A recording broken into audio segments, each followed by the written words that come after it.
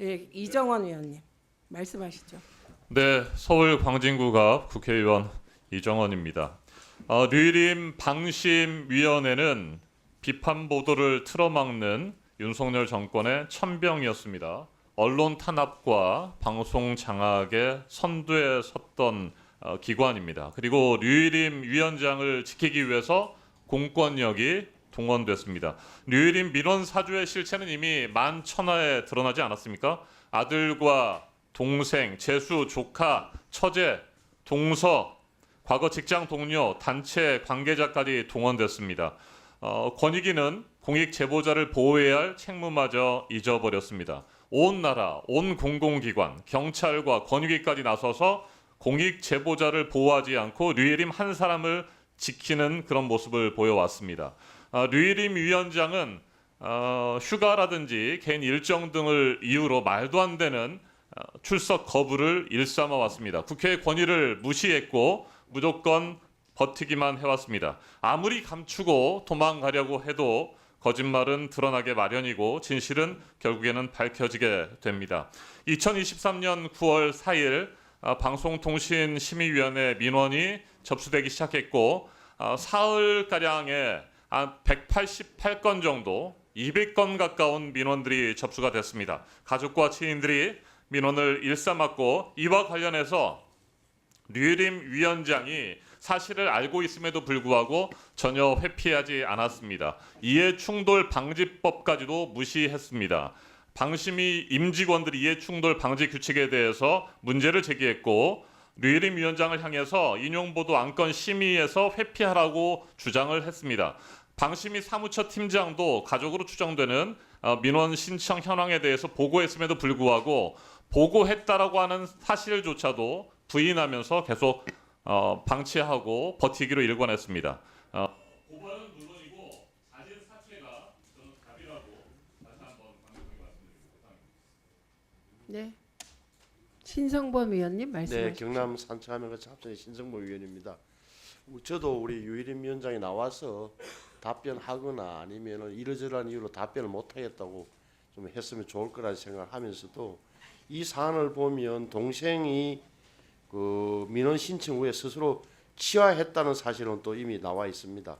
그리고 그 장경식 단장이라는 분이 우리 이제 국회 나와서 말씀을 바꾸셨는데 그것도 뭐 그 과정에 대해서는 지금 국민권익위원회가 제가 듣기로는 뭐 재조사를 한다 그래요. 재조사 좀 결과를 좀 지켜보는 게 맞지 않겠나 생각이 들고 무엇보다도 이게 우리의 그날 5일날 지난 5일날 유일임 위원장 안 나왔지만 안 나온 것에 대해서 우리가 무슨 다시 한번 결의를 했다든지 하는 그 절차는 밟지 않았습니다. 그러니까 굳이 이야기하면 야당 의원들만 나오라고 요구하고 시간 체크하고 비서실장한테 체근하고 이런 단계를 밟았기 때문에 저는 이게 고발까지 갈 사안이냐에 대해서 좀 회의적입니다. 그래서 좀 더 판단을 잘해 주시기 바라고 막 이렇게 해도 어떻게 보면 또 표결로 고발을 의결할 경우에는 저희들은 반대하겠습니다. 아니 아니 좀 아까 오 요한나 씨 건 관련하여 민주당 의원 쪽에서 이게 지금 내부에서 조사 중이고 경찰도 조사하고 그러니까 그걸 다 지켜보고 하자 이 말씀했을 때 국민의힘 쪽에서 다른 의견이셨죠. 저는 아니에요. 이것도 권익위가 재조사한다. 경찰이 다시 조사하지 않겠느냐 등등의 논리로 국회가 해야 될 절차를 하지 말자는 거 둘이 똑같은 겁니다. 아니죠. 이게 더 큰 건이에요. 어떻게 보면 양쪽 다 큽니다. 국가기관. 그다음에 이건 한 정말 중요한 두 일인데 잣대는 똑같이 갑시다. 한민수 의원님 말씀하세요. 서울 강북을 국회의원 한민수입니다.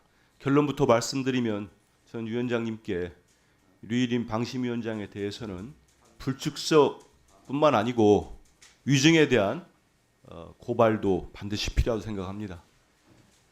저는 이 민원 사주 사건이 만약에 2020년 그 충격적인 고발 사주 사건이 제대로 진상 규명이 됐다면 윤석열 정권에서 민원을 사주하는 일이 있었을까 이런 생각이 듭니다. 우리 기억을 잠시 되돌려보면은 윤석열 검찰총장 피해자가 3명을 적시했습니다. 윤석열, 김건희, 한동훈.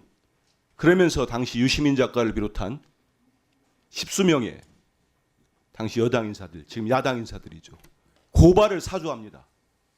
공수처 수사에 의해서 현직 검사가 징역형을 받았습니다.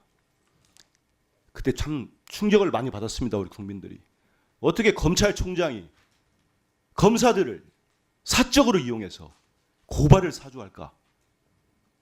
류일임 위원장, 윤석열 정권에서 정말 파렴치한 사람입니다. 그렇지 않습니까? 가족들을 동원해서 민원을 사주했습니다. 그러고도 끝까지 국회 나와서 수차례 위증을 했습니다. 근데 이게 드러났어요. 부하 직원에 의해서. 양심 선언이 있었습니다. 저는 여기서 우리가 국회 차원도 그렇고 수사기관 주변까지 경찰이 수사를 했습니까? 1년이 넘도록.